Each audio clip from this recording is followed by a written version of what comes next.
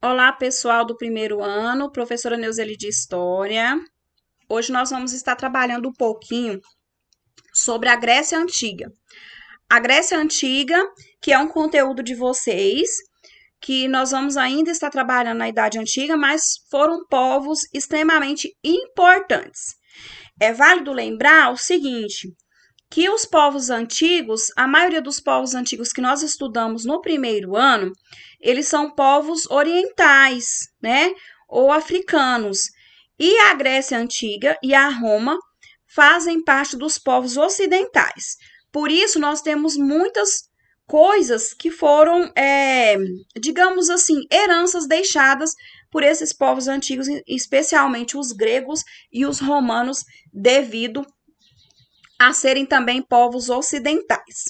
Então vamos lá. Olha só.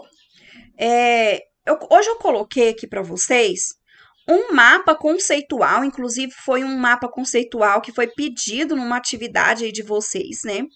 Esse mapa conceitual. E também eu coloquei aqui um mapa de localização. Por que eu coloquei esse material aqui? Porque fica mais fácil para vocês estarem visualizando o conteúdo de forma resumida, certo? Então, olha só, primeiro, né, nós vamos observar a localização geográfica da Grécia Antiga. Grécia existe até hoje, professora? Existe sim.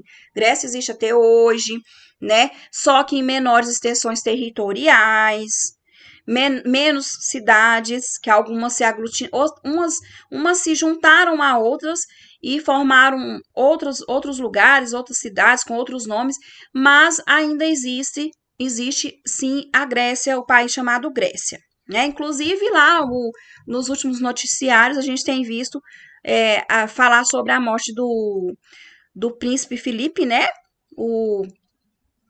O esposo da rainha Elizabeth, que faleceu essa semana, ele era aí desse país, né, chamado Grécia. A Grécia de hoje, né, gente? Apesar de que ele tinha 99 anos. Mas vamos lá. Então, a localização era na região sul da Península Balcânica. Olha aqui, vamos olhar aqui no mapa rapidinho. Então, a Grécia, gente, ela compreendia todo esse espaço colorido aqui, ó. Esse daqui, aqui essa beiradinha verde, essa parte aqui, tudo compreendia a Grécia. Se a gente for olhar lá no mapa mundi, ele tá bem pequenininho, mas dá para vocês virem que é logo aqui nessa parte acima, né, do continente africano. A gente sempre fala que essa parte da bota aqui, ó, que é da Itália, tinha uns pedacinhos de terra aqui que fazia parte da Grécia Antiga, para vocês terem ideia a quantidade de território que era o território grego antigo. Então, assim, esse território grego, ele era dividido em grupos, né? Era chamado de Grécia continental, que era essa parte rosa clara aqui. Era a chamada Grécia insular, que é a parte das ilhas. Tem várias ilhazinhas gregas aqui. A Grécia asiática, que é essa parte no litoral aqui do continente asiático. E a Magna Grécia, que está aqui nessa parte perto da Espanha, perto da Itália, perto de Portugal, nessa região, nessa parte aqui da Europa, mas na parte oeste, né? Bom, então isso é a localização. Aproveitando, eu quero falar para vocês o seguinte, que a maioria das terras do povo grego, da civilização grega antiga, elas eram terras pouco férteis. Ou seja, a maioria dos países gregos, eles estavam nessas regiões montanhosas ou regiões litorâneas que eram também muito montanhosas. A maioria delas. Existia, sim, algumas cidades, estado grega, que eram em regiões férteis? Sim, mas a maioria eram em regiões montanhosas, especialmente essas daqui da região do próximo ao continente aqui asiático, tá bom? Vamos voltar lá no mapa conceitual. A principal atividade econômica da Grécia era o comércio. Eles faziam comércio aqui, ó, com os povos que navegavam aqui, principalmente no mar Mediterrâneo. Então, os povos que vinham aqui da África, que vinham da Ásia, eles, então, tentavam fazer comércio com essas pessoas. Haja vista que era uma alternativa, uma adaptação de sobrevivência, mesmo porque a produção agrícola era menor escala. Então, o comércio era o principal ramo econômico da Grécia Antiga. Lá também existiam muitas cidades, como vocês vão ver, tem um monte de emaranhado de cidadezinhas aqui. Cada uma dessas, gente, era uma cidade-estado. O que era isso? Eles não tinham um poder centralizado igual no Egito, que era centralizado no faraó. Eles tinham, cada cidade-estado dessa daqui, ela tinha autonomia política, autonomia econômica, religiosa e cultural. Tinha alguns aspectos muito parecidos, muito próximos? Tinha. Porém, todos pertenciam, desculpa, pessoal, todos pertenciam à civilização grega, mas elas tinham autonomia para administrarem suas cidades da melhor forma possível. Então, por isso, elas eram chamadas de cidades-estado, como tem nas perguntas de vocês e também naquela atividade que eu pedi para vocês estarem fazendo sobre a diferença entre Esparta e Atenas. Bom, olha só, como que começou esse período grego aí, né? Essa civilização. Então, a princípio, eles eram pequenas comunidades agrícolas autossuficientes, ou seja, tinham as comunidades agrícolas que eles produziam para eles mesmos o que eles precisavam, e esses grupos eram chamados de gênos. Só que aí esses grupos foram crescendo, aumentando a população, né? E aí eles então começaram a formar essas chamadas cidades-estados. A cultura dentro da Grécia. O que tinha lá de cultura? E que muitas coisas dessa cultura nós herdamos para os nossos dias de hoje, na idade contemporânea. Lembrando que isso aí é lá na Idade Antiga, certo? Então, a filosofia, que eu acredito assim que vocês estudam aí com a professora Kênia, então vocês, né, estudam sobre esses filósofos, muitas ideias desses filósofos foram difundidas e são estudadas até os dias de hoje. A religião politeísta, gente, é importante porque é interessante até a gente lembrar que a Grécia era uma civilização antiga e tinha muita coisa diferente do Egito, por exemplo, dos persas, dos fenícios, porém, ela não vai adotar o sistema religioso igual os hebreus, que é monoteísta. Ela também vai ser politeísta. E lá existe uma difusão muito grande da questão de deuses, né? Que é muito falado até hoje, né? Há também a questão da difusão da literatura, né, que conta a história de como começou esses primeiros povoamentos da Grécia e como que foi a saga, né, da Odisseia aí dentro do período grego. E o teatro grego também, que é outro tipo de cultura, e a arquitetura.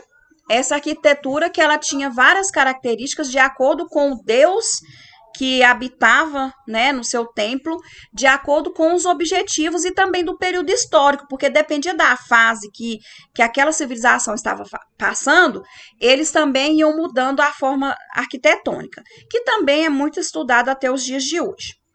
Bom, dentro da Grécia houveram algumas guerras importantes. A guerra médica. É de medicina? É de médico? Não, gente. É porque houve uma briga entre os povos gregos com os povos medos, que eram os persas. Eles eram chamados de medos dentro das civilizações antigas. E esse conflito, essa guerra entre esses gregos e persas, ela é chamada então de guerras médicas.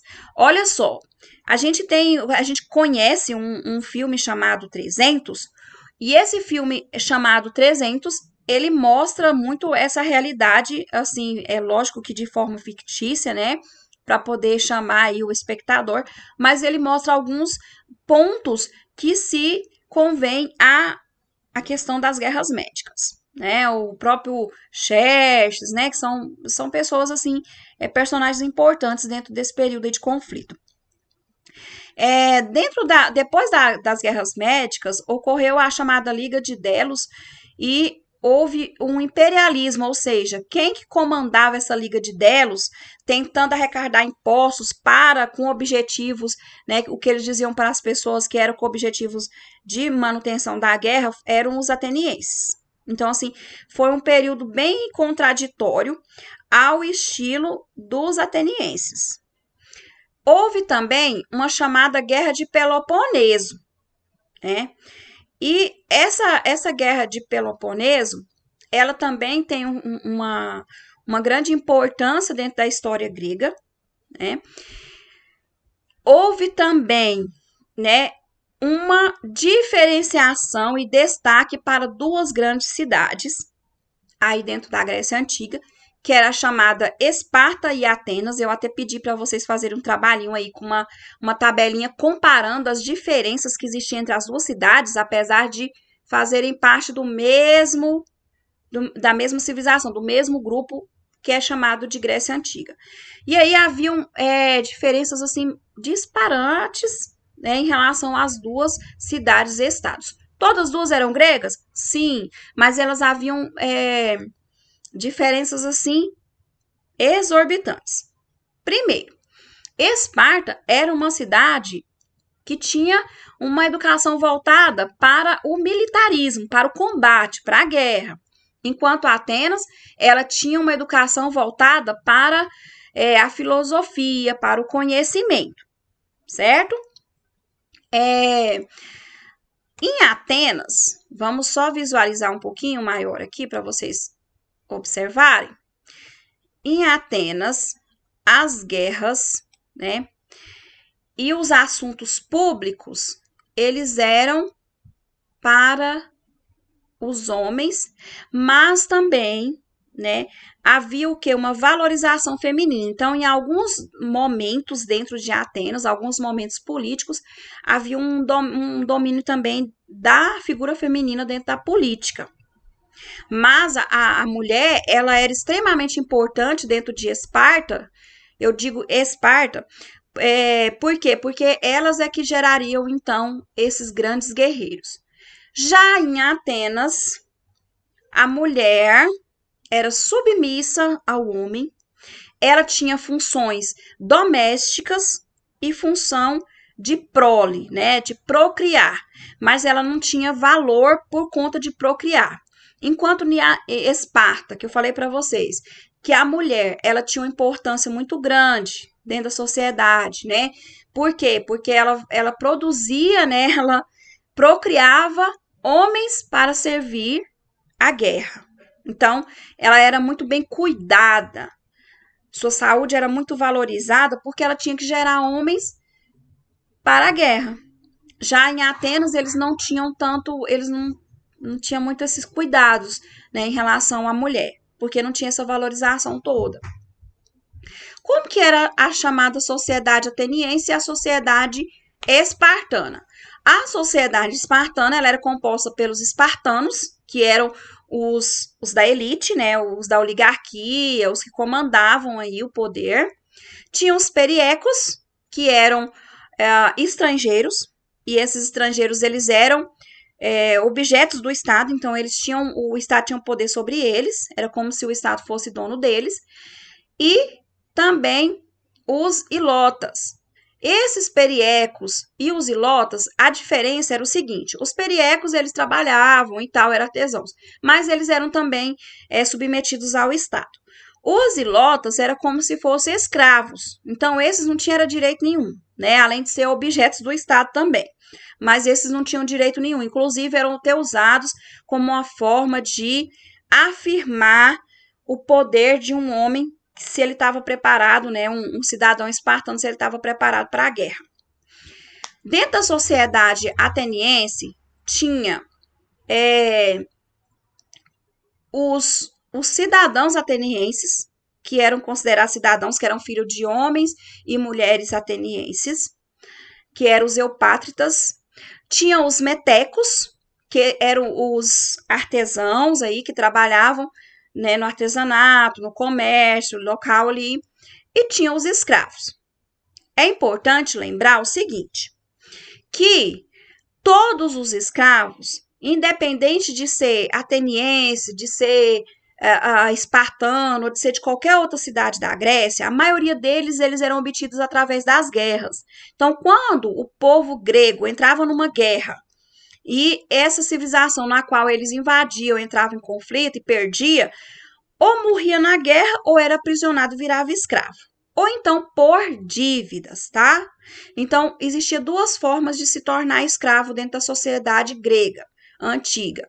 Era através de dívidas ou então através de capturação pelas guerras, né? Serem prisioneiros de guerras.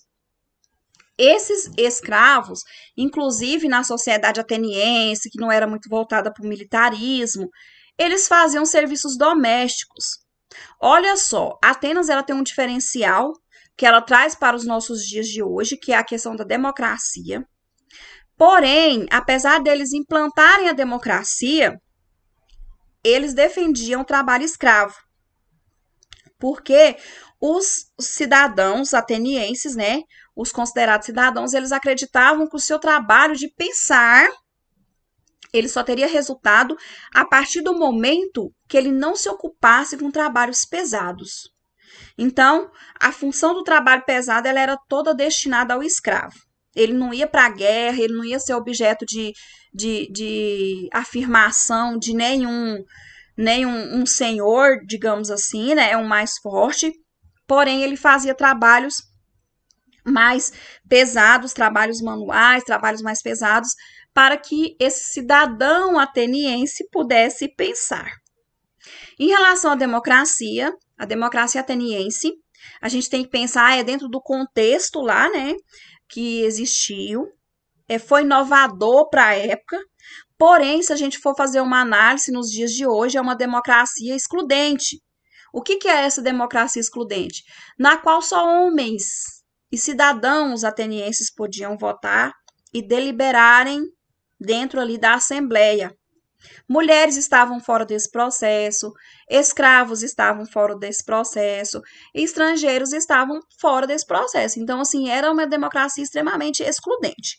Porém, era um progresso muito grande para as sociedades daquela época. Por isso que é tão importante, porque aí vai dar o pontapé inicial para essas mudanças, essas adaptações que a democracia vem chegando até os dias de hoje, né?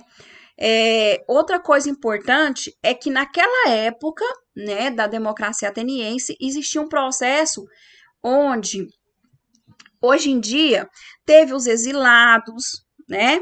Hoje em dia, as pessoas têm a Constituição na qual essas pessoas elas são julgadas e tal, tirada fora do processo político. Naquela época, era chamado de ostracismo. Ou seja, esse cidadão ateniense que ele ameaçasse o poder público, a gestão, os andamentos do bem-estar social, ele era afastado das práticas políticas e da própria cidade de Atenas por 10 anos. Então, era como se ele ficasse exilado, né? Era o chamado de processo de ostracismo, era como se fosse uma punição para eles. Então, pessoal, olha só, de acordo com a correção das atividades que eu for fazendo, a gente vai, então, fazendo mais alguns comentários sobre essa civilização antiga, muito importante, que é a Grécia Antiga. Qualquer dúvida, eu estou à disposição.